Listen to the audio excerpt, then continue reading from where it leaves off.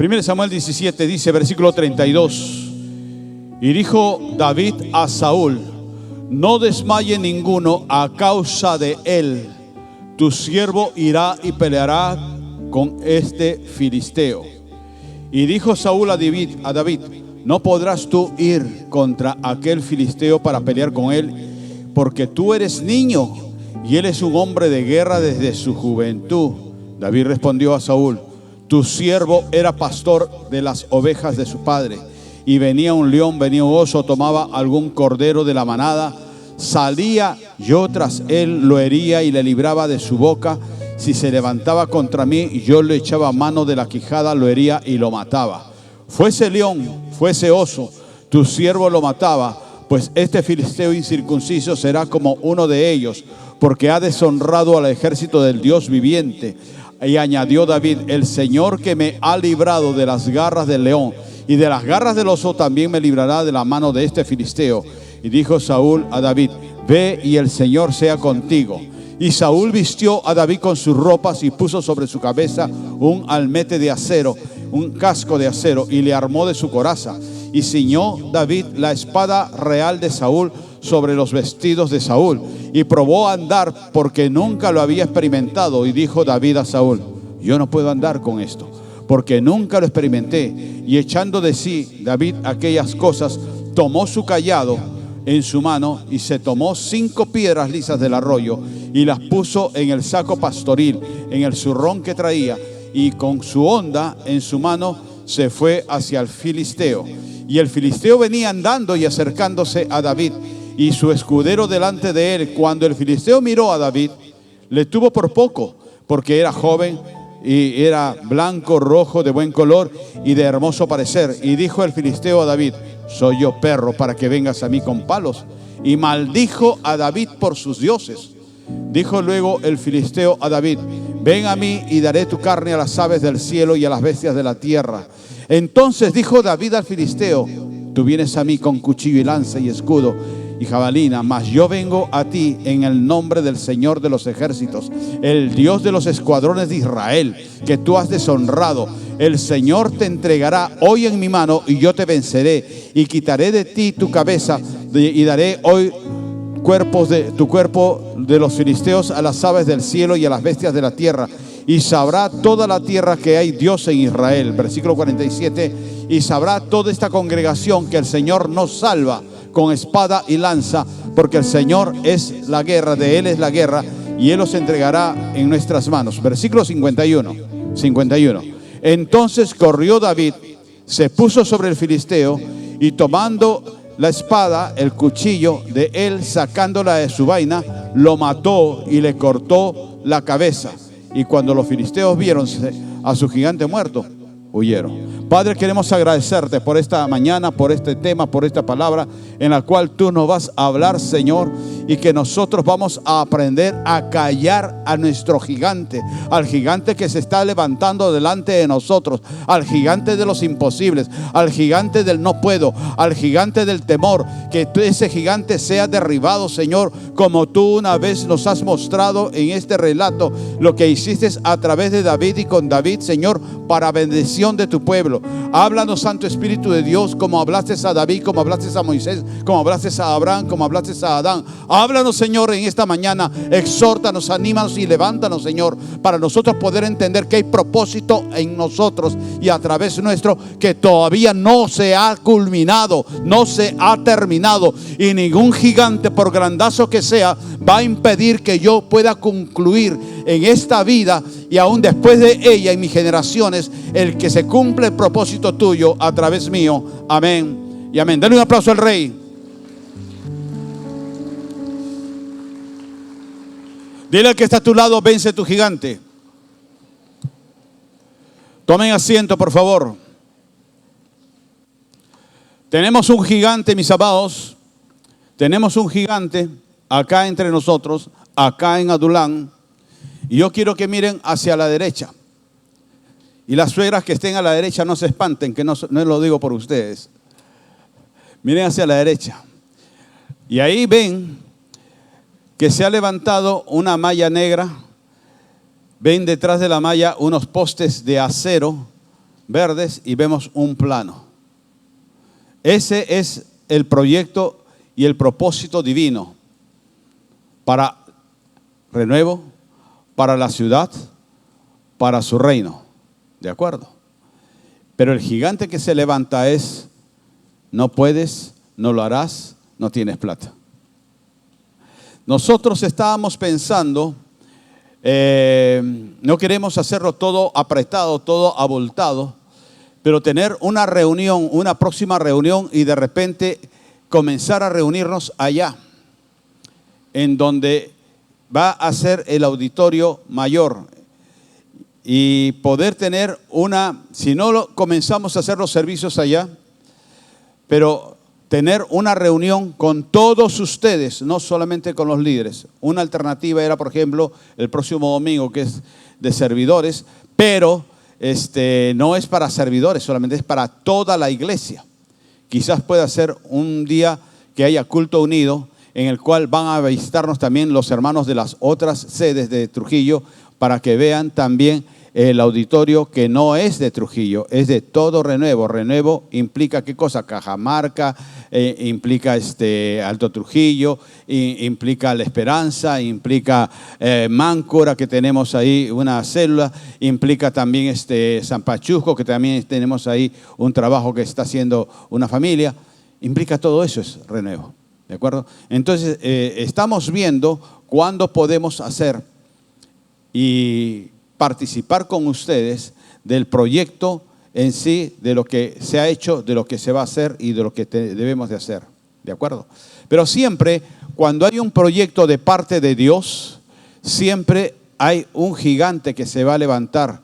Y ese gigante va con sus gnomos. Dile al que está a tu lado: no seas gnomo del gigante.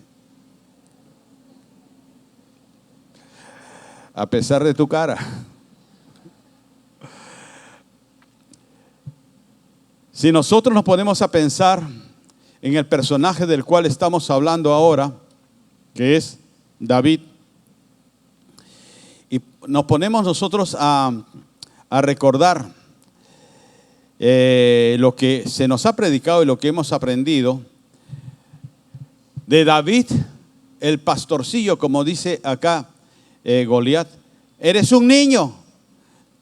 Del David pastorcillo, niño, adolescente, imberbe, inmaduro, al David, rey de Israel, que es el que estableció Israel en lo que era nación, en lo que era un pueblo y en lo que era finanzas. Recordar que cuando él parte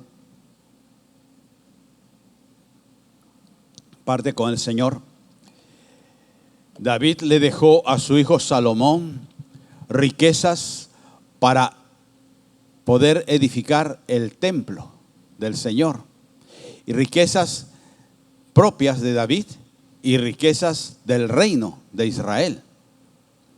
Todo eso lo consiguió David, y podemos nosotros encontrar a este Davidcito en el gran David, padre de Salomón. Y no solamente eso, en el futuro, además de tener un hijo que fue bendecido por Dios con gran sabiduría, y en el transcurso de los siglos viene a ser de la genealogía de David que vendría el Mesías, Jesús de Nazaret. Puedan leerlo en Mateo, en el libro de Mateo. Entonces nosotros encontramos una metamorfosis del niño David, que simplemente se dedicaba a pastorear el rebaño de su padre, de uno de los últimos hijos de Isaí, que incluso cuando anuncia la visita el profeta de Dios Samuel a la casa de Isaí, Isaí ni siquiera lo tomó en cuenta, porque congregó, como había mandado Samuel, congregó a todos sus hijos menos a él. ¿Por qué? Tú eres el pequeño, tú eres el menor, tú eres el que tiene menos importancia de todos tus hermanos. Así que tú sigue pastoreando por allá. Y yo acá me voy a reunir con mi esposa, diría Isaí, con mi esposa y con tus hermanos mayores, que si hay palabras va a ser para ellos. Y David no se quejaba. David no criticó. David no reclamó. Y muchas veces nosotros en la época actual, más que alabanza, le damos una reclamanza al Señor, porque le reclamamos y porque a Él sí, porque a mí no, y que esto, y porque esto y porque el otro. Entonces tenemos nosotros que desterrar de nuestro corazón, de nuestra alma, el estar reclamando. Porque como con David, en su tiempo, si es propósito de Dios, llegará. Yo una vez fui impactado cuando empezábamos en el cristianismo, lo he dicho, por un pastor profeta de El Salvador. Él era guatemalteco, pero residía en Salvador con una iglesia muy bendecida. Y en una de sus palabras, cuando vino al Perú, él dijo algo que a mí me impactó mucho y decía: si el Señor tiene un propósito para ti, tiene un llamado para ti, y tú te alineas a Él, el Señor lo va a cumplir, aún en contra de la oposición de medio mundo, de la iglesia, del pastor, de quien sea. El Señor lo va a hacer. ¿Por qué? Porque es propósito divino. Y lo único que uno tiene que hacer es serle fiel al Señor, al lugar donde nos puso, y esperar en el Dios. ¿De acuerdo? Nosotros encontramos algunas características para esta enseñanza, Calla tu gigante. Algunos hechos, algunos puntos resaltantes. Y el primero que encontramos en el versículo 32 es que David tuvo celo por el Señor, celo por la palabra de Dios, celo por el pueblo de Dios, celo por el pueblo de Dios. ¿De acuerdo? No solamente él pedía una posición, ni siquiera eso, ni siquiera él pidió una posición para sí mismo. Él tenía celo por la iglesia de Cristo, por la iglesia del Señor, por la iglesia de Jehová. Él tenía celo por el pueblo de Dios. Nosotros encontramos que el filisteo salía a retar a todo el pueblo de Israel, a insultar y a maldecir a Jehová y a maldecir al rey, Y nadie decía nada, todos callados. Y esto lo vino haciendo como por 40 días, que salía a insultarlos, y todos se quedaban bien calladitos, porque nadie se atrevía a enfrentar a este hombre que era guerrero, que desde su juventud era guerrero y tenía 3 metros de estatura aproximadamente y una gran fortaleza. Todos estaban temerosos, todos estaban intimidados, pero solamente salió uno, este muchachito, este chiquillo, este adolescente, que es David, en el cual él tuvo la decisión de meterse y darle la cara y romperle la cara en la medida de lo posible a ese grandulón, por el celo que tenía en su corazón por el pueblo de Dios. Uno debe tener celo, y esto en las nuevas generaciones también, poder enseñarles al celo santo. Celo santo. Hoy por hoy en las iglesias hay gente maldiciente. Sí, dentro de las iglesias hay gente maldiciente. No es que están dentro de la iglesia y dicen maldito seas, maldita seas. No, maldiciente es decir cosas malas de alguien. Y hay personas que maldicen la propia iglesia, maldicen a sus pastores, maldicen a sus líderes. Y yo no digo que maldecir es el hecho de que no están de acuerdo y que tienen que estar bajando la cabeza ante el pastor o ante el líder. Yo no digo ese tipo de sumisión. Yo digo el tipo de sumisión al Señor y al manto del Señor que ha puesto sobre su líder y sobre su pastor. Y cuidado de estar maldiciendo cuando uno dice: ¿qué se habrá creído el líder? ¿Qué se habrá creído el pastor? Está haciendo lo que le da la gana. A mí no me parece, yo estoy en desacuerdo con eso. Porque Dios te va a tomar cuenta, porque Dios te dirá: estás hablando mal de mi siervo o de mi sierva. Y eso tendrás cuentas con Dios que aclarar. Recuerden a la hermana de Moisés. Moisés no se defendió, Dios lo defendió. Y Dios le puso a ella, a esa mujer, le puso por un tiempo lepra, hasta que Moisés y Aarón oraron por ella. ¿De acuerdo? Entonces tener nosotros ese celo por las cosas del Señor y por la iglesia, por la casa del Señor que nos ha puesto. En el versículo 33 que podíamos estar viendo, cuando el rey Saúl ve el personaje que sale de en medio de la multitud y que dice: yo lo voy a hacer. El mismo Saúl le dice: ¿qué vas a hacerlo tú, muchacho? Tú eres un niño, tú no vas a poder hacerlo. Y también esto se añade al gigante, así como le decía, el gigante con sus gnomos. Y estas situaciones son como los gnomos, son como los ayudantes de ese gigante. Cuando surge una oposición a lo que tú vas a hacer por Dios y en Dios y para Dios, va a haber opiniones contrarias. Y esas opiniones a veces también nos hacen retroceder o nos paralizan. Porque te van a decir, no, ¿qué vas a poder hacerlo tú? No, ni hablar, estás loco. No, estás equivocado. ¿Qué opiniones contrarias se están levantando en contra de ti, en contra de lo que tú quieres hacer o que quieres desarrollar? Lo mismo también nosotros seguimos encontrando en el relato que hemos leído, que David mismo le responde a Saúl, al rey Saúl, y le dice, yo era pastor de rebaño, y cuando venía un oso, venía un león y se llevaba una oveja, yo se lo arrancaba de las fauces, se lo arrancaba del hocico y yo lo recuperaba. Y si él me atacaba, yo lo mataba. Y uno se pone a pensar, pero está hablando este adolescente, ¿cómo lo mataba? Y yo lo mataba y él dice, ¿no? Y el Señor que me ha librado de las garras del león y de las garras del oso, Él también me librará, dice, de la mano de este filisteo. Le dio una cátedra al rey Saúl de fe. Y entonces Saúl le dice a David, ve y el Señor sea contigo. ¿Por qué? Porque cuando se levantan los gigantes, el otro día yo compartía algo, que los gigantes, por ejemplo, en el caso de Nehemías, cuando va a edificar la ciudad de Jerusalén, y se levantaron oposiciones. Y aún desde antes de Nehemías, desde el tiempo de Zorobabel, se levantaban diversos tipos de oposiciones, comentarios, murmuraciones, críticas, juicios, qué sé yo, no lo vas a poder hacer, es una rebeldía, es un orgullo. Se levantan opiniones para poder detener lo que Dios ha puesto en el corazón, que lo hagas. Y entonces tú lo que tienes que hacer es recordar que Dios está contigo. David sabía que Dios estaba con él. Todavía no se había escrito en la Biblia que esa parte que dice que Cristo está contigo, que todo lo puedes en Cristo que te fortalece. No se había escrito eso, no se había hablado de eso, pero él lo sabía, que Dios estaba con él. ¿Cómo es que David, a diferencia de sus hermanos, tenía tanta identidad con el Señor, tanto celo por el Señor? Y la respuesta cae en que David, en el mismo tiempo que estaba pastoreando, hemos visto que él componía salmos y escribía y le cantaba al Señor. Tenía ese tiempo de comunión con Dios.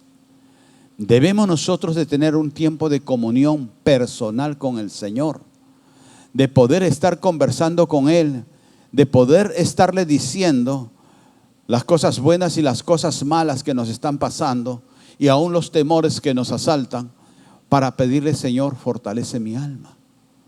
Porque somos carnes, somos humanos y como tales habremos momentos que estamos arriba y momentos que estamos muy, pero muy debajo. Y nosotros necesitamos para esos momentos en el cual buscarlo a Dios para que fortalezca nuestra alma. Y entonces recordar que el Señor, Él ha determinado que tú eres su hijo, su hija, y que Él estará contigo.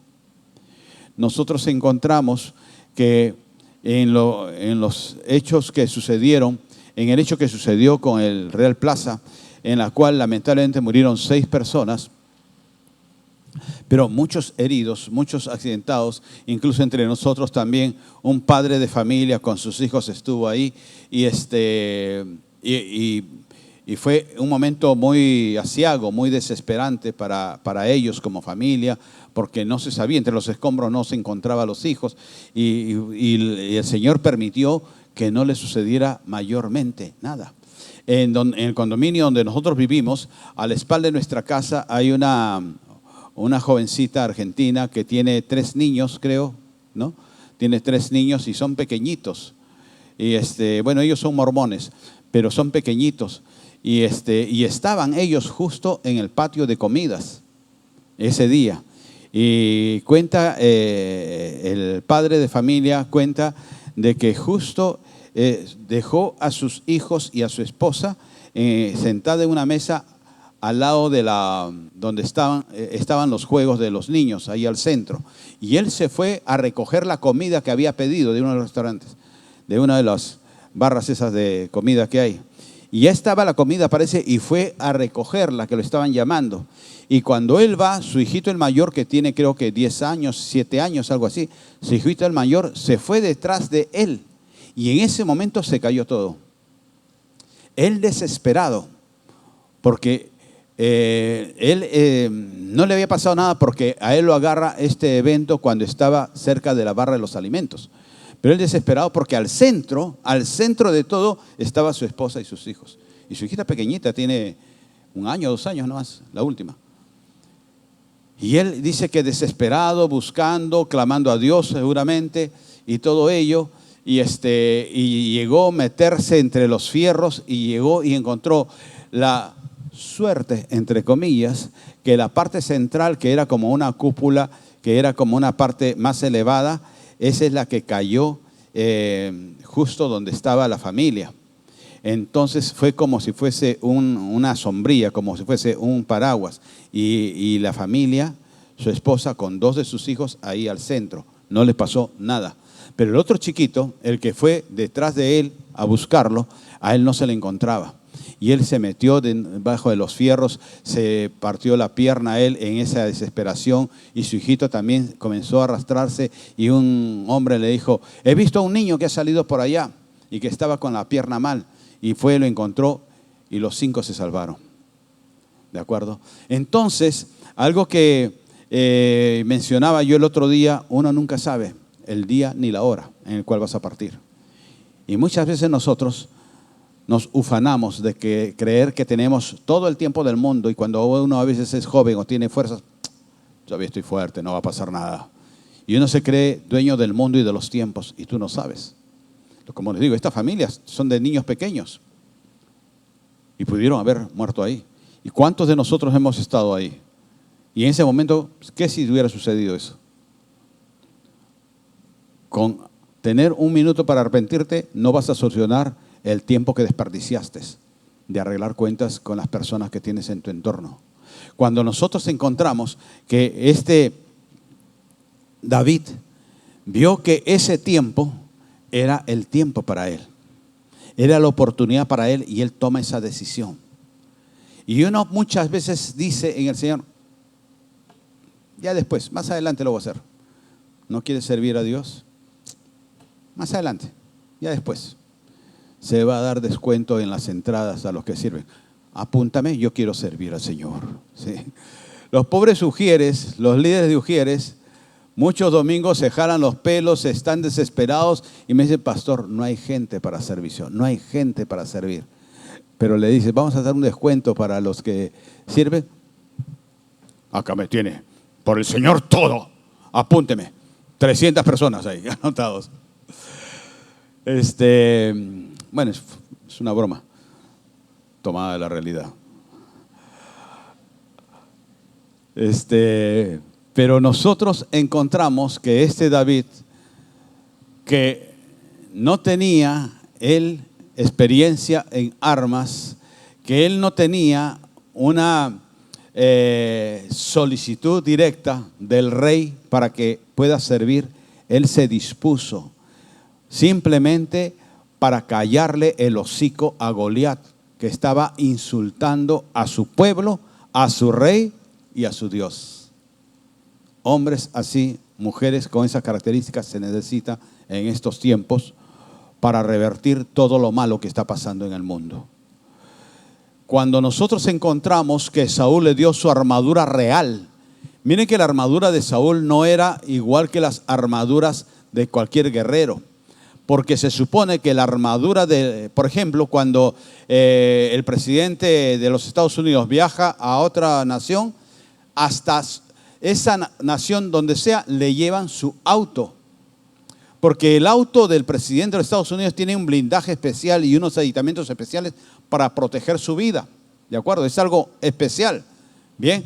Lo mismo considero, no es considero, sino que es la armadura de los reyes, de los monarcas, tenían una blindaje especial para proteger mejor que cualquier capitán, cualquier general del ejército, para proteger mejor al rey. Porque caía el rey, moría el rey y se perdía toda guerra. Entonces, el mismo Saúl le dice, usa mi armadura, usa mi casco, usa todo eso.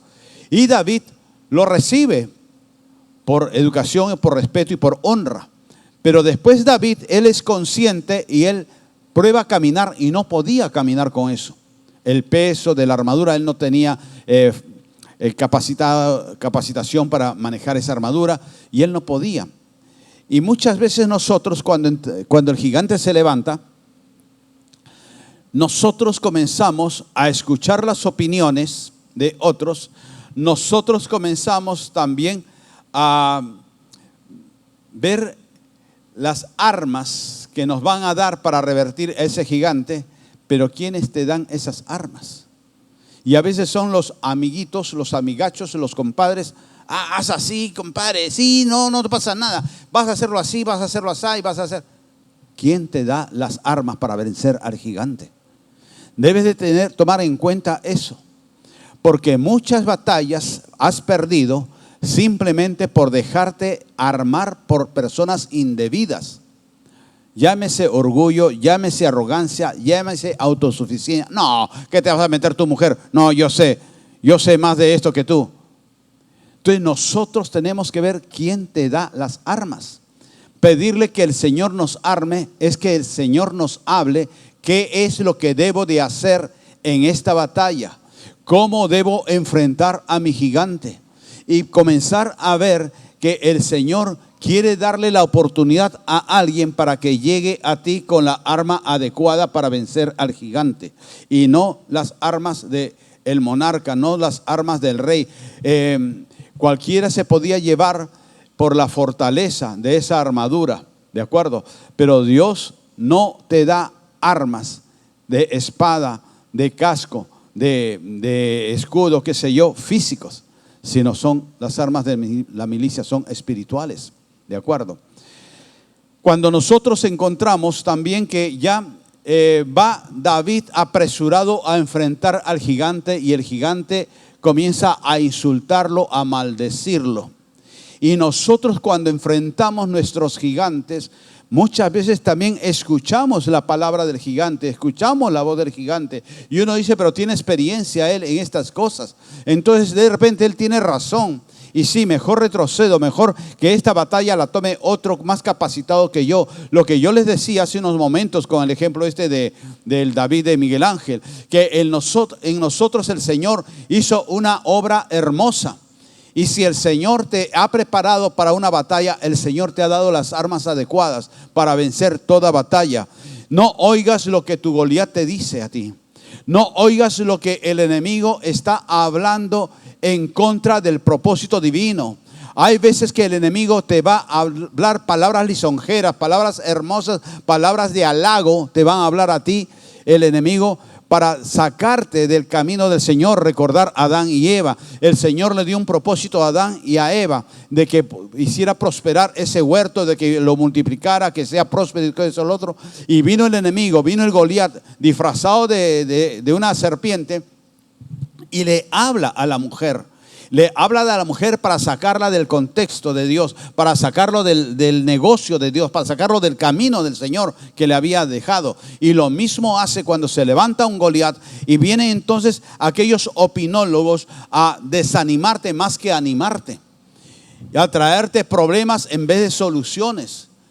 Cuando tú ves tu gigante, llévate del consejo de las personas de Mateo que calzan con Mateo 7:16. Por sus frutos los conoceréis. Personas que tienen fruto. Cuando David enfrenta al gigante, él no se dejó llevar por la opinión de la gente. Él no se dejó llevar por la opinión de su propio rey. Él no se dejó llevar por lo que decía el gigante Goliat. Él se dejó de llevar por lo que Dios había dicho ya a David en esos tiempos de intimidad y en los hechos cuando el Señor lo llevaba a vencer osos y a vencer leones. nosotros encontramos que tú no oigas al Goliat, no oigas el problema. Mira atrás del problema lo que Dios quiere hacer y lo que va a hacer contigo y a través tuyo. Nosotros encontramos en el versículo 46, dice, cuando David le retruca a Goliat, le dice, y el Señor te entregará hoy en mi mano y yo te venceré y cortaré tu cabeza de ti y daré los cuerpos a las aves y a las bestias. Entonces David no se quedó calladito, él también le comienza a declarar al gigante, tú vas a ser vencido y vas a ser vencido por mi mano, porque mi mano la mueve Dios. Nosotros tenemos que decirle a la oposición, tú tienes que decirle al problema, a la circunstancia que se levanta contra ti, tú no me vas a vencer, cobarde. Tú no vas a ser pasto de mí. Yo te voy a destrozar, yo te voy a pisar. Y nosotros encontramos también que no solamente eso, sino el versículo 51 lo habíamos guardado, en el cual dice que David, para vergüenza de este gran guerrero, Goliat, lo venció con unas piedrecitas de arroyo. ¿Se puede imaginar un guerrero experto en armas y que cae por unas piedrecitas? Mientras más grande se siente el gigante, mientras más grande se siente la opulencia del gigante, su caída será más fuerte. Cuando uno toma las piedrecitas del arroyo, cuando uno toma las mínimas facultades, dones, talentos que Dios ha puesto en ti, están en ti. Y no solamente eso, David agarra y le dice, tú vas a caer, yo te voy a matar y te voy a cortar la cabeza. Goliat se habrá burlado, porque decir, este viene con un cayado, con un palo, y dice que me va a cortar la cabeza. Primero, él no me va a vencer. Segundo, que ni siquiera llega a mi cuello, porque yo tengo 3 metros, él tendrá 1,60 m. Y tercero, que con qué me va a cortar, con corta uñas. ¿Con qué me va a cortar? Si no tiene ni siquiera una lima, ¿con qué me va a cortar? Pero David se lo dijo y conforme él declaró, en su boca se volvió palabra de Dios. Porque cae el gigante y ¿qué es lo que hace? No dice la Escritura, que David corrió y se paró encima de él. Y uno muchas veces dejas que el pezuñento gigante de Goliat te triture y te pisotee todo el tiempo. Sí, no puedo, sí, la verdad. No, yo no puedo. No, yo no lo haré. No, yo no lo voy a hacer. No, será para otro momento, será para otra oportunidad. Y uno comienza a retroceder. Y uno comienza a retroceder y retroceder y a darle campo al enemigo. Cuando nosotros lo que tenemos que hacer, encontramos un momento, una oportunidad, un llamado, un propósito de Dios en mi vida, un instante en el cual yo puedo servir al Señor, pues darme prisa para hacerlo, pararme sobre la oposición y cortarle la cabeza. ¿Qué cosa viene a ser cortar la cabeza? Es confirmar el fin de la vida del filisteo. Nosotros no podemos dejar a la rata que esté reptando, que se esté moviendo entre nuestros pies. Tenemos que matarla. Si una rata se mete en tu casa, ¿tú qué cosa haces? ¿Le pones quesitos hasta la puerta para que se vaya en paz? Porque tú eres un hombre de paz. Y las ratas me dan cosas, ¿no? Y que salga mi mujer o mi suegra para que la mate. No. Como sea, la matamos. Los pastores arriba tienen un perrito, de esos perros peruanos le llaman. Ya está viejito. Y es chiquito, gordito. Y es súper archi mega experto. Ahora ya está en jubilación. Pero es experto para ubicar y atacar a la rata. Es tremendo. Entonces nosotros también, cuando una rata se mete a nuestra casa, rata de 2 patas. No, esa no. Esa tú te la escogiste, ajo y agua para ti. A quien le caiga el guante que se lo chante, decía mi abuela. Pero cuando vemos una rata la matamos. No la vamos a dejar viva porque va a reproducirse y se reproducen mucho, ¿no? Las ratas, igual que los cuyes. los conejos se reproducen muy rápido. Entonces procuramos matarla y desterrar el hecho de que vaya a regenerarse, que vaya a reproducirse, ¿no es cierto? Y lo mismo es el gigante. Lo mismo es el mal que un día se ha levantado contra ti. Tú tienes que cortarle la cabeza. Tú no puedes permitir que continúe reptando en tu vida y mostrándose como un fantasma para asustarte, para intimidarte, para retraerte. Y tú tienes que decir: yo ya te corté la cabeza, espíritu de enfermedad. Yo ya te corté la cabeza, espíritu de orgullo. Yo ya te corté la cabeza, espíritu de soberbia, espíritu de mundanalidad. Yo ya te corté la cabeza y tú estás muerto en mi vida.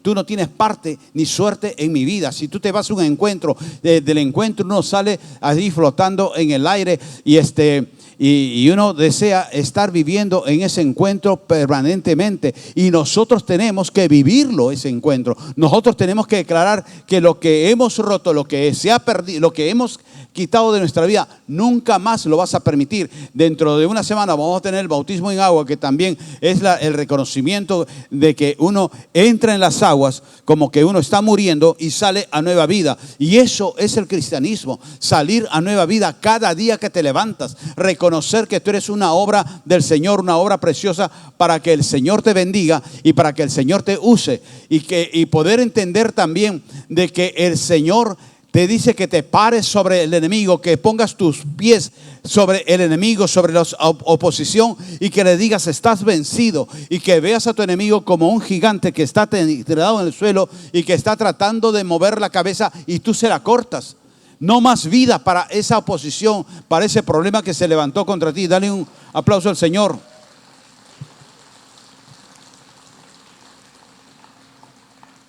Y para terminar con la misma historia de David, aparentemente podríamos decir happy end, feliz fin, y vivieron felices y comieron perdices. No, porque eso fue el inicio para David.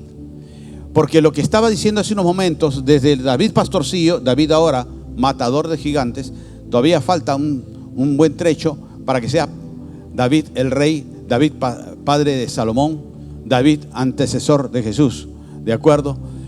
Y en ese trayecto también encontramos que David fue discipulador, fue maestro, fue mentor, fue guía en la desgracia que estuvo viviendo, porque su rey Saúl lo perseguía para matarlo.